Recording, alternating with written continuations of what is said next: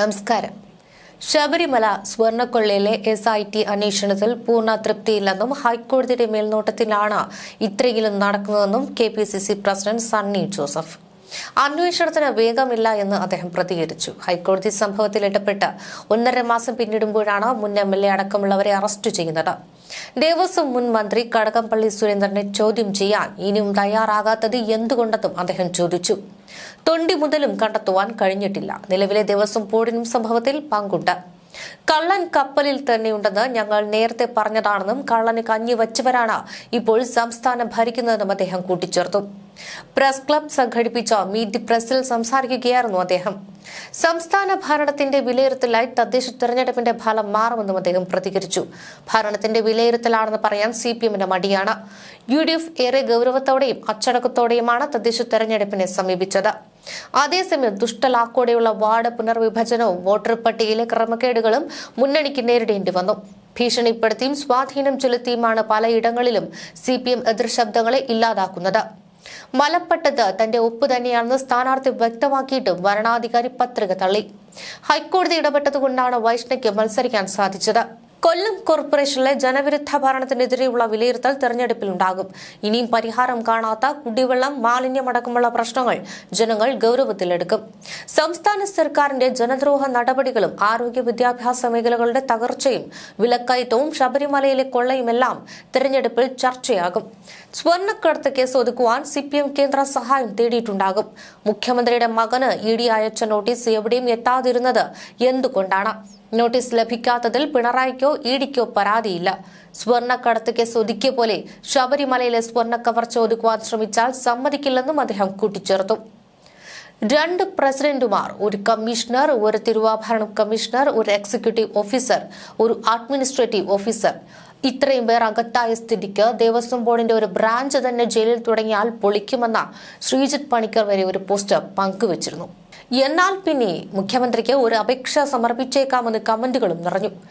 എവിടെ ഇരുന്നാലും ഭരിച്ചാൽ പോരെ, ഭയം വേണ്ട, ജാഗ്രത മതി പിണറായി എന്ന പരിഹാസവും ശക്തമാകുന്നുണ്ട്.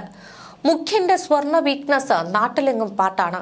അപ്പോൾ അതേ ശക്തിയുടെ കീഴിൽ പ്രവർത്തിക്കുന്ന ആണികൾക്കും സ്വർണത്തിന്റെ ആകർഷണത്തിൽ വീഴാതെ നിൽക്കാൻ പറ്റില്ല.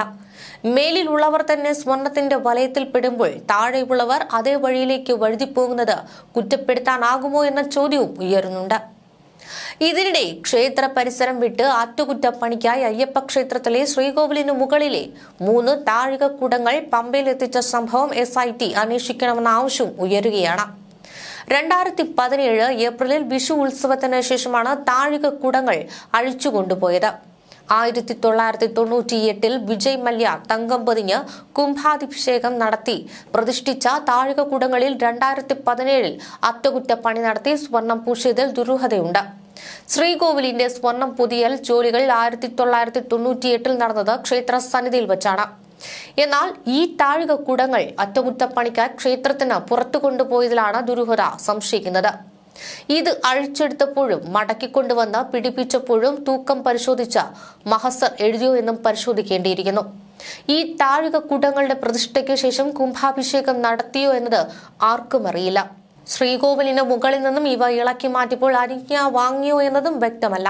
അതിനാൽ സ്വർണ്ണപ്പാളി കേസ് അന്വേഷിക്കുന്ന SIT സംഘം ഇക്കാര്യം പരിശോധിക്കണമെന്ന ആവശ്യമാണ് ഉയർന്നത്.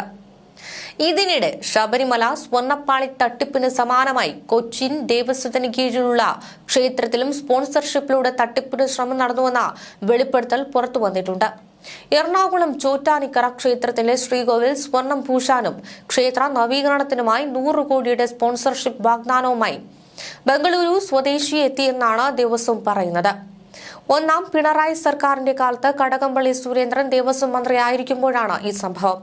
2019-20 കാലയളവിൽ ചോറ്റാനിക്കര ക്ഷേത്രത്തിൽ ശ്രീകോവിലിൽ സ്വർണം പൂശാനും ക്ഷേത്ര നവീകരണത്തിനുമായി 100 കോടിയുടെ പദ്ധതിയുമായി ബംഗളൂരു സ്വദേശിയായ ഗണേഷ് രാവൺ എന്നയാൾ എത്തുകയായിരുന്നു. വലിയ ബിസിനസ്സുകാരനാണെന്നാണ് പരിചയപ്പെടുത്തിയത്. മുകളിൽ നിന്നുള്ള നിർദ്ദേശത്തിന്റെ അടിസ്ഥാനത്തിലാണ് ഇയാൾ എത്തിയത്.